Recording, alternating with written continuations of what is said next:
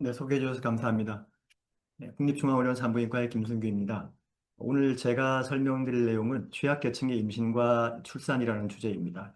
오늘 마더세이프 심포지엄의 큰 주제는 임신 중의 약물 복용과 그와 관련된 모치 및 태아 안전에 관한 내용이지만 임상과 관련된 내용은 다른 선생님들께서 좋은 내용을 많이 발표하시기 때문에 저는 여러 선생님들께서 평소 진료하시면서 자주 접하지는 못하시지만 해당되는 케이스를 만나실 때 참고하시면 도움이 될 만한 내용을 정리해 보았습니다. 저도 공부한다는 마음으로 준비를 해보았는데 다소 부족한 부분이 있더라도 양해 부탁드립니다. 오늘 발표는 계층의 개념에 대한 이해, 뿐만 취약지, 장애인, 위기 임신, 청소년 등 각각 계층의 계층별 사례, 그리고 마무리 순서로 진행해 보도록 하겠습니다. 계층별 사례가 주된 부분인데 자료를 준비하다 보니 발표를 하는 저도 평소 잘 모르던 내용들이 많았습니다. 선생님들께도 도움이 되셨으면 좋겠습니다.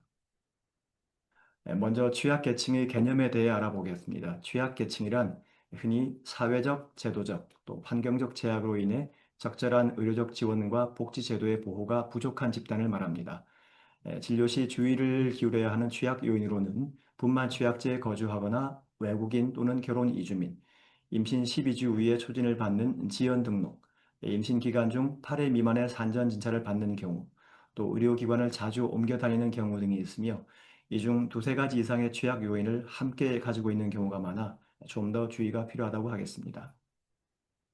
이중 사회 경제적 취약군에는 상대적으로 흔한 그룹인 저소득층과 분만 취약지 거주 산모가 있겠습니다.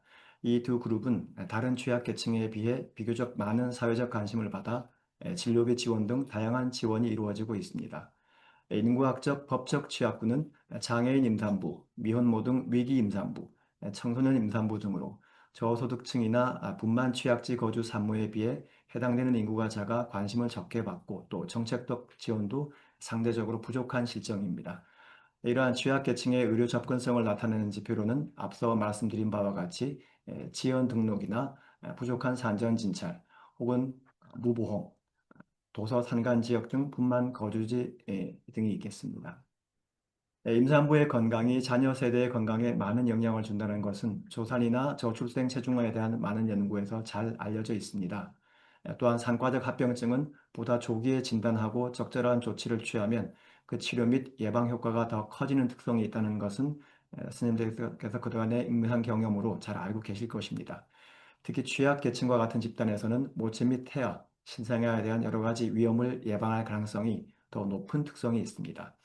종합하자면 건강이라는 기본권을 모두가 누려야 한다는 형평성과 사회적 책임의 관점에서 현장에 있는 의료진과 복지 관계자들이 취약계층에 대해 보다 주의하고 조기 발견 및 개입함으로써 의료적 효과뿐만이 아니라 사회적 효과도 발휘할 수 있다고 하겠습니다. 오늘 저는 그 저소득층을 제외한 다른 네 가지 취약계층에 대해 발표해 보도록 하겠습니다. 먼저 분만 취약지에 거주하는 임산부에 대해 알아보겠습니다. 대표적인 접근성 취약계층 대상 사업인 분만 취약지 지원 사업은 선생님께서 이미 잘 알고 계실 것입니다. 다시 한번 정리해 보자면 분만 산부인과가 없는 지역에 산부인과가 설치 운영될 수 있도록 시설과 장비, 운영비 등을 지원하여 분만 취약지를 해소하고자 하는 사업으로 가임 인구수 기준으로 60분 이내에 분만 가능한 의료기관에 접근이 어려운 인구 비율이 30% 이상이거나 지역 내 총 분만 건수 대비 거주지에서 60분 이내 접근 가능한 의료기관에서 분만한 건수가 30% 미만인 두 가지 기준을 적용해서 A, B, C 3개 등급으로 지정하고 있습니다. 이 중 2024년 기준으로 두 가지 조건을 모두 충족하는 A 등급 지역은 모두 29곳이며 B, C 지역은 각각 22곳, 57곳입니다. 지금 보시는 곳들이 그중에 가장 취약한 A그룹 지역으로 두 가지 지정 기준을 모두 충족하는 곳들입니다. 하지만 현재 운영되고 있는 지원사업 대상 분만기관 36곳은 주로 도농복합시군구인 C등급 지역에서 주로 운영되고 있으며 다만 14곳의 외래 산부인과 중 11곳이 A등급 지역에서 운영되고 있습니다. 그만큼 분만 취약 지역에서 분만 산부인과를 운영하기가 어렵다는 것을 보여준다고 하겠습니다. 36곳의 분만 산부인과 운영 현황입니다. 강원이나 경북 등 지역이 넓고 인구가 적은 지역에서 주로 운영된다는 것을 보여주고 있습니다. 네, 현재 취약 지역에서 분만 산부인과를 운영하시는 선생님께서도 오늘 심포지엄에 들어와 계실 텐데요. 정말 존경한다는 말씀 드리고 싶습니다. 행정당국의 더 많은 그리고 지속적인 정책 지원이 필요하겠습니다. 분만 취약지 산모나 응급기관을 이용한 응급이동체계로는 119 안심 콜 서비스가 운영되고 있습니다. 하지만 당연 등록이 되는 시스템이 아니라 이용을 원하는 산모들이 스스로 등록하면 작동하는 체계로 이루어져 있는 점이 그 한계라고 하겠습니다. 이 점을 보완하기 위해 지난 10월부터 중앙모자의료센터에서 모자의료 전원 전담팀을 운영하고 있으며 앞서 저희 국립중앙의료원 주성홍 선생님이 발표해서 소개해 드렸습니다. 모자의 전원팀의 업무 흐름을 두 가지 사례로 간략하게 설명드리는 그림입니다.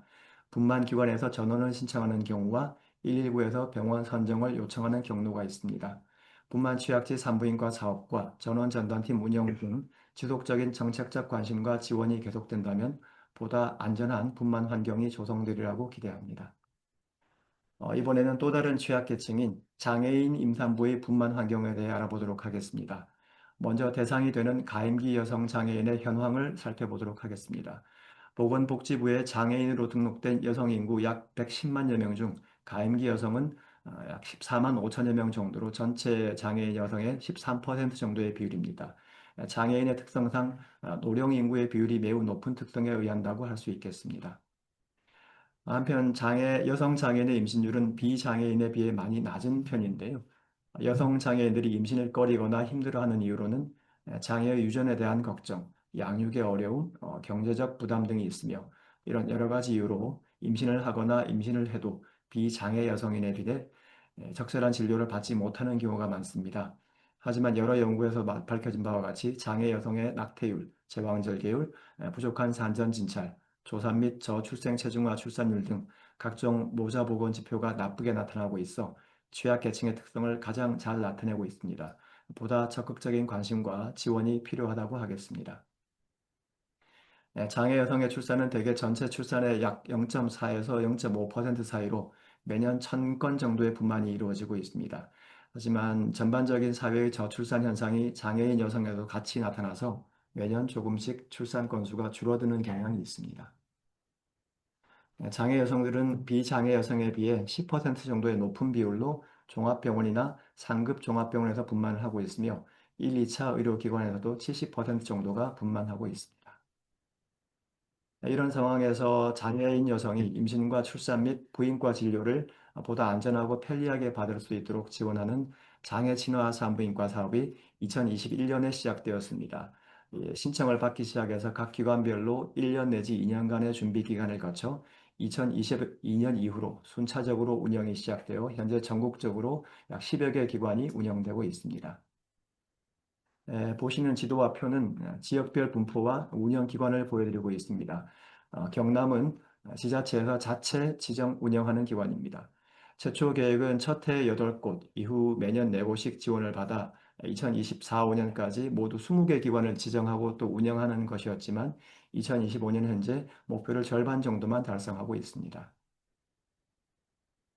장애 친화 산부인과 사업의 최초 목표는 보다 안전한 분만 환경을 제공하는 것이었지만 이미 말씀드린 대로 목표 대비 개설한 기관의 수가 적고 강원, 충남, 전남, 제주에는 아직 지정기관이 없는 등 지역적 편차가 많으며 대상 인구가 가장 많은 서울, 경기권에도 4곳의 기관만이 개설되는 등 사업이 느리게 진행되고 있어 분만 실적은 전체 장애인 임산부 분만 중 고위험 임신을 일부 담당하는 데 그치고 있고 부인과 치료가 주로 이루어지고 있습니다. 선생님들 모두 다소간의 경험이 있으실 텐데요. 장애인 임산부는 비장애인에 비해 진료하실 때 몇 가지 고려하실 점이 있습니다. 우선 진료 접수 단계에서는 거동이 불편한 장애인의 경우 장애인 동행 서비스를 이용하도록 하고 시각, 청각, 지체장애 등 장애 유형별로 호명하는 방법도 다르게 해야 합니다. 진료실 내에서는 휠체어 체중계를 이용해서 체중을 측정하고 또 휠체어를 타고 들어올 수 있도록 동선을 설계해야 하겠습니다. 진찰대나 부인과 검진대 역시 장애인용을 구비하면 좋겠습니다. 분만 시에도 장애 특성별 분만법이나 마취 방법을 사전에 준비해 두는 것이 바람직하며 수유실 역시 배려가 필요합니다. 사업 참여한 기관의 진료실인데요. 검진대는 장애인용으로 또 진찰 때도 저상형 버스처럼 높이가 낮은 침상을 도입할 것을 보실 수 있습니다. 이외에도 근해형 이동 장치 등 다양한 진찰 보조 기구가 있습니다. 하지만 특별한 장비 없이도 이 병원처럼 장애인의 동선만이라도 개선하면 기존의 장비로도 어느 정도는 진료를 보실 수 있겠습니다. 이렇듯 장애 친화 산부인과는 그 사업 취지에도 불구하고 개설된 기관의 숫자가 부족하고 또 지역적으로 편중되어 있습니다. 뿐만 실적도 대도시 지역에 집중이 되어서 지역 간의 불균형이 심화되고 있습니다. 또한 편의시설이 지체장애인 중심으로 발달장애나 뇌병변 등 다양한 유형의 장애인 산모가 이용하기에는 미흡한 편입니다. 이를 개선하기 위해 지정기관 이외에서도 장애인 분만이 가능하도록 분만 건수당 인센티브를 제공하는 등 보다 폭넓은 지원책이 필요하다고 하겠습니다. 이번에는 위기 임산부에 대해 알아보도록 하겠습니다. 위기 임산부란 임신 중이거나 분만 후 6개월 이내의 여성 중 경제적, 심리적 또는 신체적 사유로 출산 및 양육에 어려움을 겪는 여성을 말하며 작년 7월부터 위기 임신 보호 출산법이 시행되어 이런 임산부들을 지원하고 있습니다. 이 제도는 주로 출생통보제와 보호 출산제로 크게 이루어져 있습니다. 먼저 출생통보제는 이미 여러 선생님들께서 많이 아시고 또 참여하고 계시는 제도입니다. 개정된 가족관계 등록법에 의해서 출산이 이루어진 의료기관에서 심평원의 출생 정보를 제공하는 제도입니다.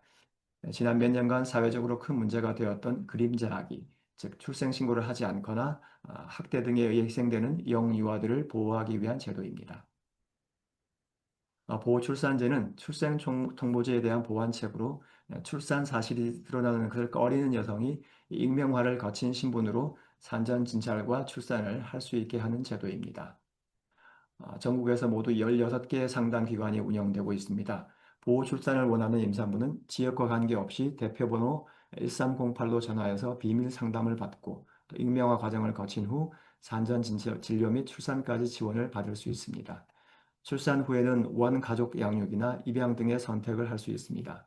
서울시는 복지부 사업과 별도로 자체 위기 임산부 통합지원센터를 운영하고 있습니다.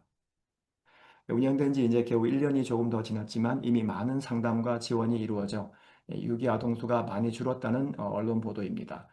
하지만 복지부 자체 사업이 아니라 기존에 비슷한 사업을 하던 그 민간 복지단체들이 위탁 운영을 하는 형식이라 성과도 있었지만 운영에서 많은 어려움이 있어 지속적인 운영을 위해서는 더 많은 경제적 지원이, 정책적 지원이 필요하다고 하겠습니다.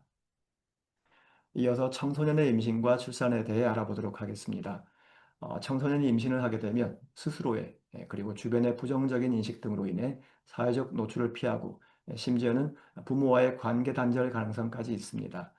이로 인해 산전 관리가 미흡할 가능성이 높은 집단이며 지연 등록이나 산전 진찰 횟수 부족 등이 흔하기도 합니다. 또한 학생일 경우에는 학업을 중단하는 경우가 많아 산후 우울증 등의 발생률도 높으므로 사회 경제적 악순환이 발생하기 쉽습니다. 표에서 보시듯이 12주 이후에 늦게 초진을 받는 경우가 많으며 경제적, 사회적인 여러 가지 이유로 산전 진찰을 잘 받지 않는 경향이 많습니다. 전체 출산 대비 19세 이하 산모의 출산은 장애인 산모와 거의 비슷한 매년 1000여 건 정도의 분만 건수를 보이며 연령대를 24세까지 높이면 매년 11,000여 건의 꽤 많은 분만이 이루어지고 있습니다. 게다가 뭐 이렇게 한 번만 출산을 하는 것이 아니라 출산 횟수가 파라2, 파라3, 심지어 뭐 파라4까지 올라가는 비율도 꽤 높은 편입니다. 단지 사회 경제적인 문제뿐만 아니라 청소년의 임신은 조산, 저출생 체중, 임신성 고혈압, 빈혈, 산후출혈 등 산가족 합병증의 위험이 높다는 것도 잘 알고 계실 것입니다. 세계적으로도 청소년 여성의 사망 원인 1위가 주산기 합병증이라는 유엔 자료가 있습니다. 이렇게 청소년기 임신에는 보다 많은 관심과 지원이 필요합니다. 만 19세 이하 산모가 의료비 지원을 신청하면 지원 대상이 되며 임신 확인서상 임신 확인일 기준으로 만 19세인 점 외에는 별도의 지원 기준 없이 모두 적용됩니다. 다만 당연 지원이 아니라 임산부나 그 가족이 신청해야 하므로 일선 의료기관에서 이런 복지 제도를 안내해 주면 더 좋겠습니다. 이런 내용을 표로 정리해 보았습니다. 지금까지 말씀드린 대로 취약계층에게는 단일한 위험 요소만 있는 게 아니라 중복 및 누적되는 위험 요소가 있습니다. 특히 늦은 초진이나 불규칙한 진료 등 취약계층이 보내는 경고로 주의하는 것이 좋겠습니다. 또한 취약계층 산모가 겪는 위험은 의학적인 요소 외에도 여러 가지 사회적 취약성에 의한 면도 많으므로 각종 복지제도에 적합할 수 있도록 안내해 주는 것이 큰 도움이 됩니다. 진료실에서 산모를 의학 및 사회 경제적인 시각으로 다양하게 관찰함으로써 취약계층 산모들이 임신과 출산 과정에서 겪는 어려움을 극복할 수 있도록 돕는 것은 우리 산부인과 의사들만이 할 수 있는 매우 중요한 역할이라고 하겠습니다. 진료에 바쁘신 중에도 더 많은 관심을 부탁드리겠습니다. 경청해 주셔서 감사합니다.